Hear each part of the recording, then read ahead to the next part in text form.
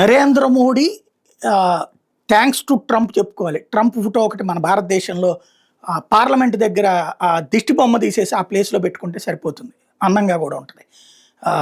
ఆ దిష్టి కూడా పోతుంది. ఎందుకంటే ట్రంప్ చేస్తున్న పైత్యపు పనులతో మనకి విపరీతమైనటువంటి ట్రేడ్ అగ్రిమెంట్స్ వచ్చేస్తున్నాయి.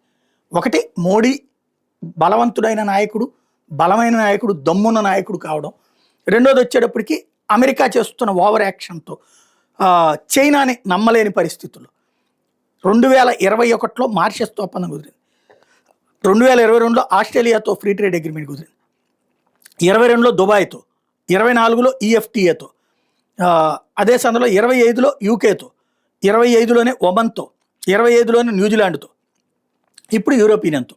ఈ 21 నుంచి 26 లోపు 8 ఒప్పందాలు. ఇవన్నీ కూడా మనం ప్రపంచం అంతా ఎక్కడికైనా పోయి అమ్ముకునేటటువంటి విధంగా, అలాగే అక్కడోళ్ళు వచ్చి ఇక్కడ తక్కువ రేటుకి తీసుకొచ్చేటటువంటి విధంగా ఉపయోగపడుతుంది.